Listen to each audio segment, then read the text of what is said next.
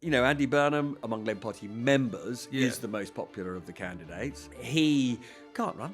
Angela Rayner, she paid the wrong rate of stamp duty. That's why she resigned, right? Housing Minister pays wrong rate of stamp duty. The widespread view is she cannot be a candidate while that is still uncertain. Shabana, I mean, you talk to her officials, they say she's absolutely formidable. Good communicator. But her politics are pretty out there on the right by Labour standards, and actually, to be honest, Wes Streeting has a similar problem. John Healey is mooted as a sort of caretaker, really decent bloke, doing a pretty good job as Defence Secretary. John, if you're listening, I'm not trying to insult you. He's not Mr. Charisma. You're not trying to insult him? Hello, welcome to Talking Politics. I am Tom Bradley. And I'm Robert Peston. Robert, I guess the obvious place to start is, what are people asking you right now? Look, I can't move a couple of yards without people saying, can Keir Starmer possibly survive? If MPs want him out, how would they get him out? What's the mechanism for getting him out? And then finally, who's going to replace him? Well, let's kick off. What's he got wrong? Is he really toast? Well, he's got two very big things wrong.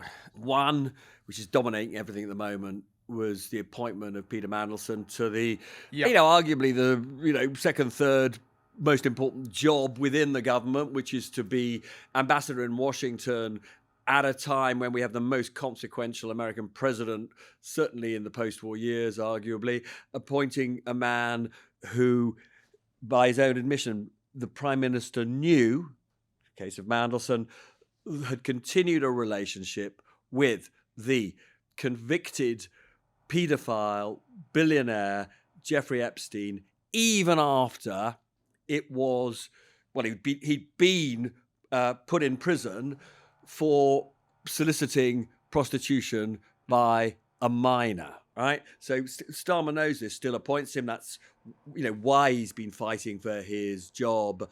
That's the main reason he's been fighting, to keep his job in the last few days.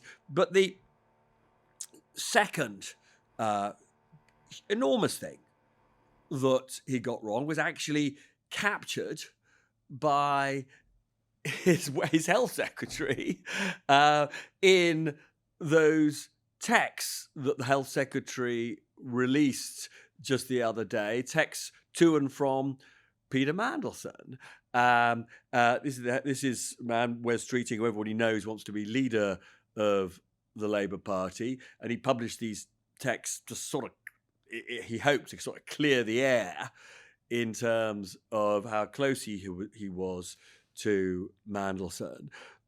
But the key text I'm going to refer to is one that I think vast numbers of people listening will agree with, and certainly lots of Labour MPs agree with, which is, Wes Streeting said that pretty much nobody knows what this Labour government is for. Because the single biggest thing that many people would argue Starmer has been, to use a technical term, been absolutely crap at, has been essentially telling a story about the big mission, point, direction of his government, one that can give British people hope in a better future.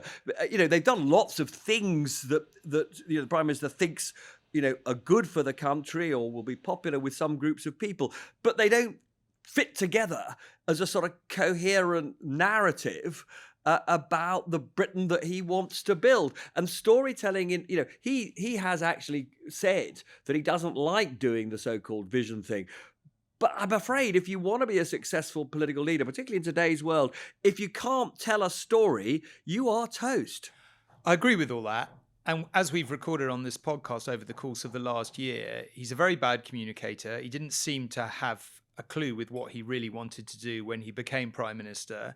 And given that he's got a large majority, that is pretty unforgivable. But I wanted to, because our very brilliant researchers have run through, a very brief list of what generally people feel that Starmer has got wrong. So let's just go through it, just to remind people. Increasing employers' national insurance in 2024 budget, people thought that was a manifesto breach. I'm not going to go through everything, but like grooming gangs, resisting calls for a national inquiry, then U-turning, the whole winter fuel payment saga, which we spent so much talking about. We both thought it was a very weird place to start your premiership. The island of strangers speech, language a lot of his party really hated and a lot of his Liberal supporters hated. The two-child benefit cap, suspending MPs for voting for it, but then later scrapping it. The U-turn on the planned income tax hike in the 2025 budget. We talked about that a great deal as well. We just couldn't understand why Rachel Reeves got everyone in to apparently say she was going to do it, then didn't say she was going to do it, then didn't actually do it. That was weird. The tax threshold freeze in the 2025 budget, a bit of a debate about whether that was a manifesto breach. We just go down the employment rights, inheritance tax on farms, U-turn on that. Digital ID, seemed to be keen on doing it, U-turned on that, and so on and so on and so forth. He has messed a lot of things up in terms of starting things, U-turning, all the rest of it. And then we get to Mandelson, and we ought to talk about the resignation of his comms chief, Matthew Doyle, and whether that takes him even deeper into the mud. He went out campaigning for somebody after that person had been charged for possessing indecent images of children. Including, pictures of girls as young as 10. The Sunday Times, Gabriel Pogrund, does an expose of... which he's good at. Matthew Doyle's relationship to this former councillor. And it's on the front page. It's on the front page of the Sunday Times. The Labour Party in Downing Street apparently does a review, does an investigation of the allegations made against Doyle that he remained friends, campaigned, even knowing that this guy had been charged with a serious child sex offences. Yeah. I mean, look, shocking, awful. They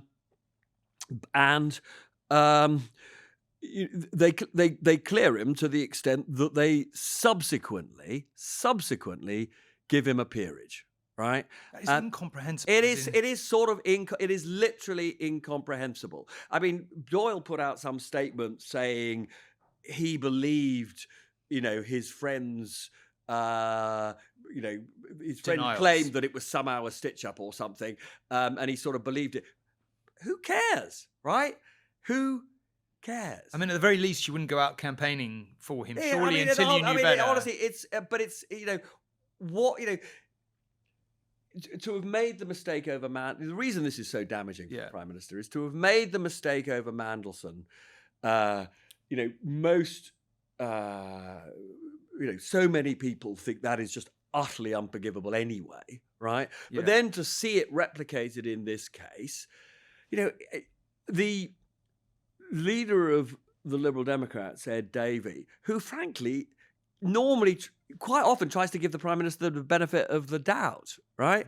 I mean, absolutely tore into him today at Prime Minister's Questions about both the Mandelson and the Matthew Doyle misjudgments. And I think most British people will agree with that. Yeah, I mean, I think, referring back to our previous bit of the conversation before we get into the runners and riders and whether they would actually make any difference, I think there is something in the argument that politics we know has got less tribal, more volatile, more febrile because of social media and all the rest of it. I think there is less stability. I think it is very difficult for a leader to remain in place for all those reasons. I think there are really, really strong arguments to say that Britain would be better to try and keep a leader for at least one parliament for a whole bunch of reasons. We're going to come on later in the episode to talk about how difficult it is to get rid of a Labour leader, which means that if Keir Starmer is determined to tough it out, and certainly he was saying yesterday that he will, then it's very hard to get rid of him and all the rest of it. But you do end up with the kind of Matthew Doyle, Peter Mandelson thing, and it's hard to get your head past that at the moment. However much you might think keeping a Prime Minister is a good thing for the stability of the country, it's hard to get past that. But so here is the sort of fundamental question, which anybody listening needs to make for themselves, right? We have a Prime Minister who, first of all, said he was going to clean up politics. Yeah. And he also said that he would take personal, proper responsibility for mistakes that he has made. And, he accepts that he said he didn't have the full picture when he sent Doyle to the Lords, though. I mean, I'm just putting in his defence so you can come back on that. Well, but he was also acknowledged that it was a mistake to do that, and he said he'd withdrawn the whip. But let's just, but then and then on the question of if he didn't have the full picture, then surely it's his responsibility that he doesn't, that this was a political vetting system. That is his responsibility. The fundamental thing is this, right?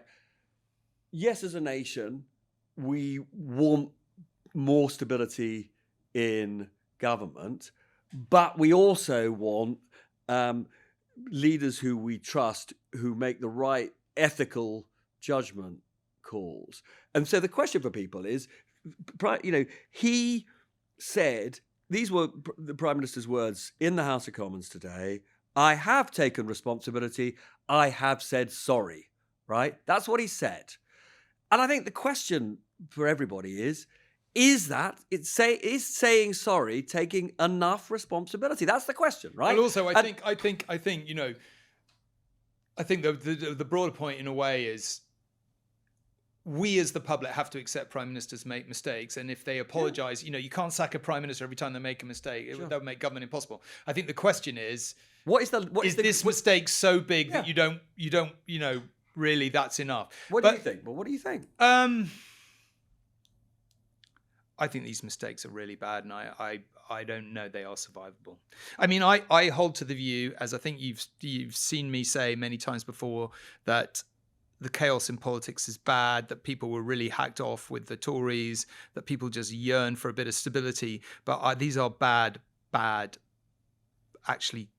I mean, the trouble with these is that the story behind it is horrific, and it goes into a sort of broader feeling amongst the public, which we've discussed before, that this whole thing is a story about badly behaved, rich, powerful men getting away with it. Now, that isn't Starmer, but he has, because he didn't even know Epstein, never met him. No one thinks Keir Starmer would ever be involved in these kind of activities. So in a weird way, it's kind of odd that he's in the crosshairs, but it was a really bad mistake. And the point to go on to talk about...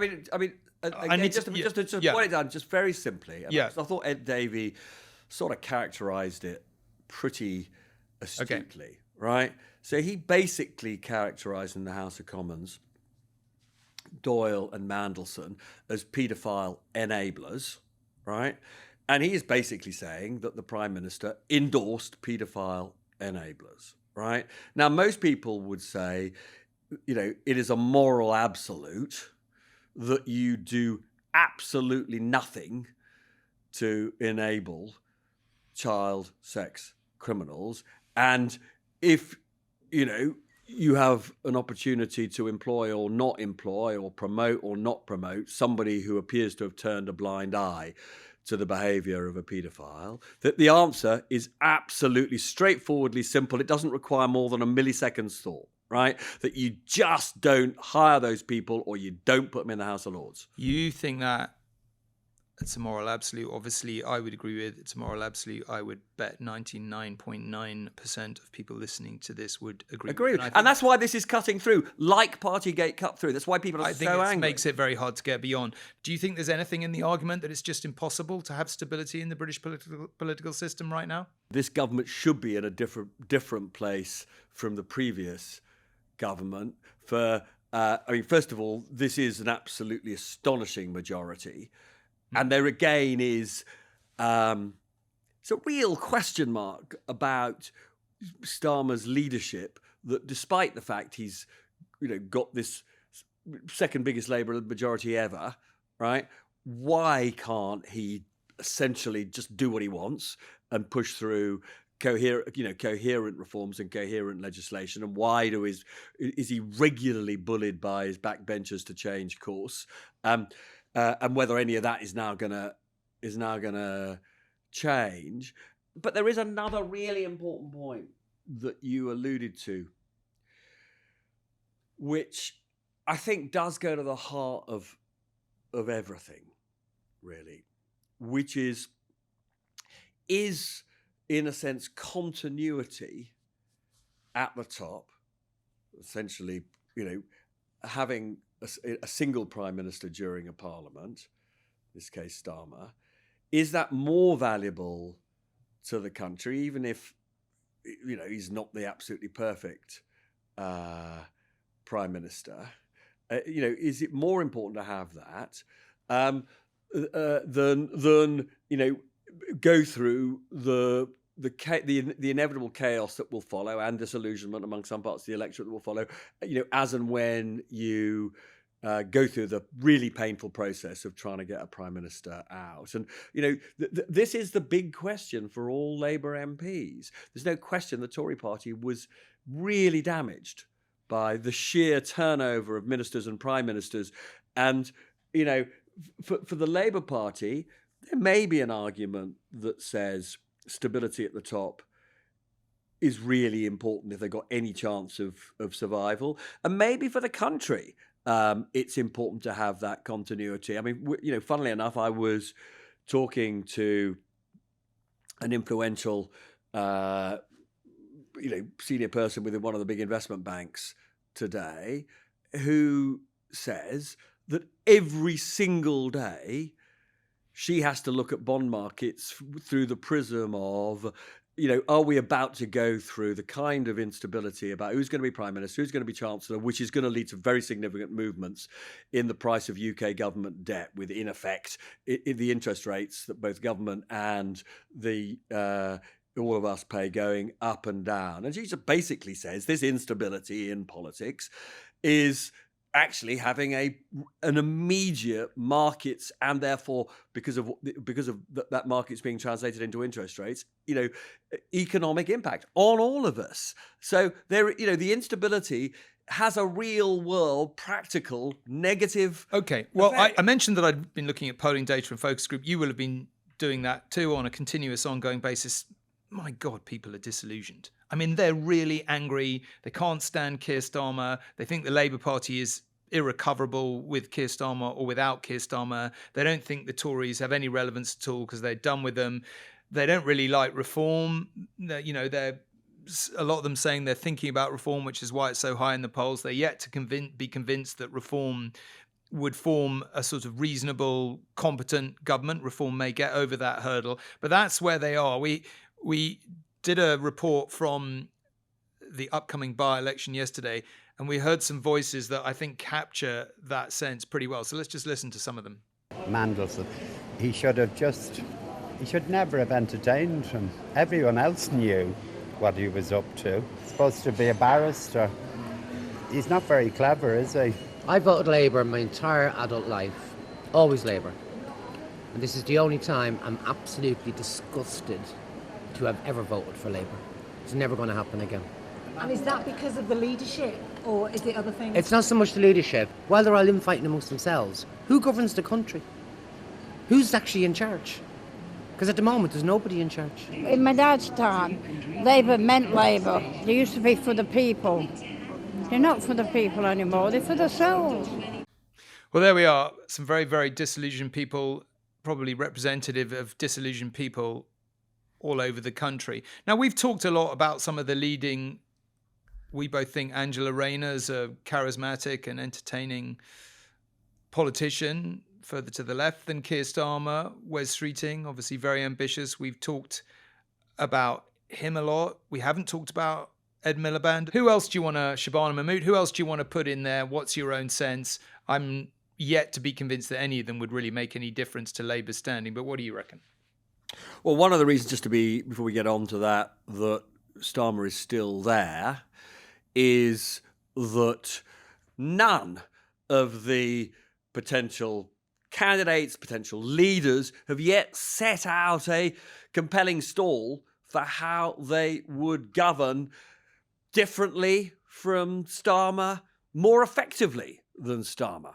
All the leading candidates have problems at the moment. Wes Streeting preemptively publishing all his communications with Peter Mandelson that would have been published anyway under the arrangement. Quite clever of him, really. But he wanted to get it out because he wanted to prove that although he was close to Peter Mandelson, he wasn't so close, he would argue. So he published these WhatsApps and texts, which do show him being sort of chatty and friendly, and there are kisses on the bottom of these. Just to interrupt you, has he been asked whether he would have appointed Mandelson to that post if he was Prime Minister? I don't think weirdly, I don't think anybody has. Because that's a difficult question for him to answer. I think it's an interesting question for him to answer. And he'll be able to say it wasn't my decision only a certain number of times, right? Yeah. But which is what he will say. Andy Burnham, who probably among members, well, not probably, or the polls show that among Labour Party members is the most popular of the candidates. He can't run because Keir Starmer stopped him from... Which is tricky. We got this Gorton by-election coming up. Before the latest phase in this debacle, Keir Starmer blocked him via the National Executive Committee, the ruling body of the Labour Party, blocked him from being a candidate in that Gorton and Denton by-election. So he's still, poor chap, Mayor of Greater Manchester. Not an unimportant job, we should say, but nonetheless, if he wants to be Prime Minister, he can't throw his hat in the ring while he's still Mayor. He needs to be an MP. Angela Rayner. So this is a really interesting question. I mean, before we get on to the other runners and riders, I want to ask you a question about this. So the widespread view is while HMRC, the tax authorities, are still making an adjudication about how serious it was that when she bought her apartment in Hove, that she paid the wrong rate of stamp duty. That's why she resigned, right? Housing Minister pays wrong rate of stamp duty, too little stamp duty. That's why she resigned. Apparent breach of the ministerial code. But there is also just this issue of how serious a tax offence, if it is indeed a serious tax offence, that's what HMRC are looking at, right? We haven't heard from them. The widespread view is she cannot be a candidate while that is still uncertain. But actually, weirdly, I was talking to some, quite influential people who think, actually, if she was a candidate and HMRC sort of said, well, you should have done... I mean, I don't think anybody thinks that they're going to say this was a serious criminal offence. I'd be surprised because we've seen the evidence. The evidence is she was told to take advice by her lawyers and she stupidly didn't, right? Now, I suppose it's possible they will say this is really, really, really serious and it is de facto criminal and you have to pay an enormous fine, at which point her career's over. But that doesn't seem likely. So... I don't know. Do you think she's wrong to hold back and wait for all this to be cleared up? I think she's right to hold back and wait for all this to clear up because I think it's easier for her if she is cleared. And she goes, as you said last week, it's inconceivable that HMRC are taking so long to do this. I mean, it's sort of mad that they take because they should have all the evidence. Well, exactly. I mean, I think that's bizarre, and I think they will have questions to answer about that. And if she isn't asking those questions of them, she certainly would be. I think the question is, I think it's better for her if she can hold back and delay any potential leadership question until all this is resolved. That's definitely number one on the list. Would it rule her out if she isn't cleared and there is a leadership contest? I'm not sure. She's been in the wilderness, and I suspect that might be done with it. I want to talk just finally in 2 seconds about, because it is kind of important, about how you get rid of a leader and whether they'll clear the bar. But before we do... Can we just do the other runners and riders very, very quickly? Well, I wanted because I sort of run through them. So you mentioned Ed Miliband. Look, I simply do not believe he will be a candidate. I don't think he wants to. As I understand it, he wants to be Chancellor of the Exchequer. Yeah. And, that is his big ambition. Yeah. And, if you're out there, future leader of the Labour Party, and you want Ed Miliband's support, if you think that's useful, just promise him that he'll be Chancellor. He does not want to be a candidate, right? Yeah. Then there are various other names. John Healey is mooted as a sort of caretaker, really decent bloke, doing a pretty good job as Defence Secretary. But if the Labour Party is looking for... I mean, look, I like John a lot, and John, if you're listening, I'm not trying to insult you. He's not Mr. Charisma, right? And You're You're not trying to insult him. What are you Come on, he's a really decent, he's a good communicator. But look, if in a world, of Nigel Farage, is he? I don't know. All right, I'm just. No, you're fair enough. I mean, I have to say, we don't mean to insult you, John, but I'm just saying, I'm really like not to trying tell to be things mean like to they him, are, and I assume he would agree. I would assume he would agree with I that. doubt he'd agree. Now, but weirdly, never mind. Now, weirdly, there's a former soldier in his department who it's funny how these things get going. I know, I mean, weirdly, a Tory, very senior Tory that you would know, I won't embarrass this woman, said to me 2 months ago, I've just done this thing with Al Khan's. He's going to be the next leader of the Labour Party. And I thought, what the hell are you talking about? This is absolutely nuts. Former right? colonel in the Royal Marines. We And then say. literally about 2 weeks later, I start to see these things in newspapers saying, basically, his name starts to be mentioned, right, as the next leader of the Labour Party. And I'm thinking, this is all... And I've met him. I think he's a really decent, impressive, bright... I mean... No disrespect to John Healey, probably a bit more charismatic than John Healey. I'm digging myself a big hole here, right? I mean, God, it was quite big. You just turned it into. But anyway, I don't believe for a second he thinks he's a candidate. And also, I've been here before. I don't know if you remember this, right? But before Boris Johnson, when Tom Tugendhat and Johnny Mercer came in, both of them within the Tory party they're going to be the next leaders. People love a soldier. The cabinet don't win but there is something elections about, when you're in government. But anyway, I just want to just something. Wait a minute, but just finally, there is something weird about ex-soldiers in politics that somehow, I don't know, we have a media which gets obsessed with this, which is not to say that Al Khan's might not be leader of the Labour Party one day. He's been in Parliament for about 3 minutes. I mean, it's literally the maddest thing I've literally ever heard. But then Shabana is, you talk to her officials, they say she's absolutely formidable, right? Good communicator. Very good communicator, very funny. Right, quite charismatic, but her politics are pretty out there on the right by Labour standards, and most people say there's literally not a cat's chance in hell that the Labour membership would vote for her. Right, and I think the same. And actually, to be honest, Wes Streeting has a similar problem. Right, I suppose because in the end, it is one member, one vote, and it's not the MPs. I suppose it depends to a degree how focused they are on the leadership election about worrying about reform. Because if they're very worried about reform, then Shabana Mahmood maybe does make a bit more sense. But we need to wind up, so I'm going to get you to the final point. Listen, probably everyone listening to this knows that it's difficult for Labour MPs to replace their leader, and we'll talk about the mechanism in a minute.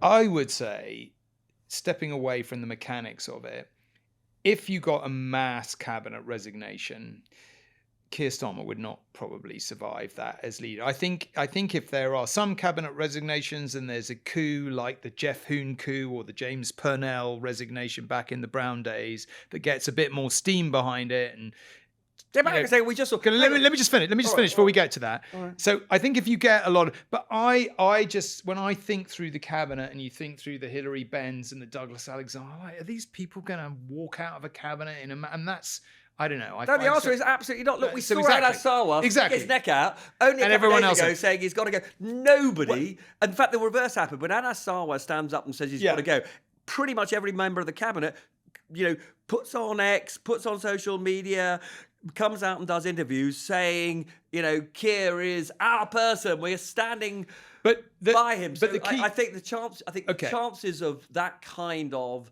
the chances of what happened to Boris Johnson of mass resignations, I think is pretty low. Okay, we're agreed on that. So therefore, to cut to the chase, it has to be 81 MPs willing to not,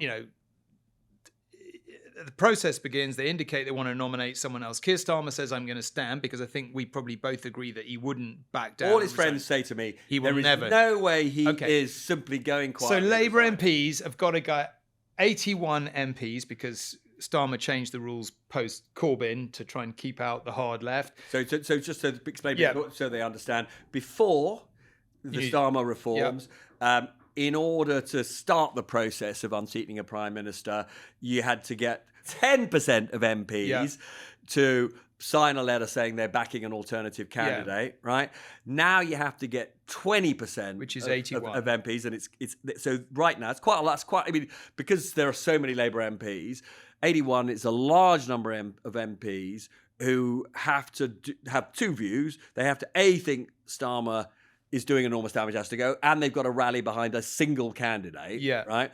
So it's quite a high threshold. So here's my last point, and then let's hear your last thought. We circle back to where we began. Keir Starmer in a horrible place, got a lot of things wrong. This whole question of Mandelson and Doyle is so toxic, and rightly so. But the Labour Party has no history of deposing sitting prime ministers or ousting city prime ministers.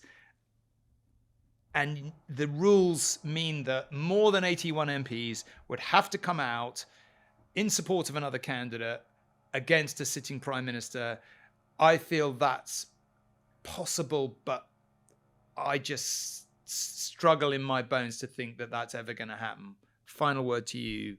What do you feel in your bones about the likelihood of that? In my bones, I feel that I don't really want to make a forecast because if normal recent rules apply, then you would say it's very, very unlikely that Starmer is leader at the next election.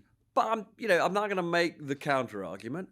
Look, one of the things that is sort of mind-boggling, right? He performed well. I mean, so did Kemi Badenoch at Prime Minister's Questions today, but he was definitely enjoying himself, right? He was fighting, right? You saw a different kind of, he was even communicating better, right? So he obviously, there is obviously something in his personality that when he's as on the ropes as he really is, that he gets fired up, and you do see, I think in some ways, a more attractive person who looks more like a leader, right?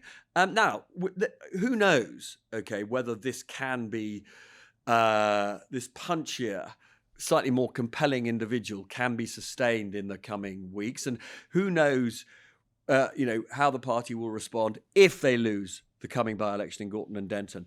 If they are totally humiliated in the Scottish parliamentary elections, which Anna Sahawar fears they will be, if they're totally humiliated in the elections to the Welsh Assembly, which it looks as though they will be, if they're humiliated in other local elections that are coming, let's see whether 81 MPs are prepared to take the risk. I mean, just one final point though, right?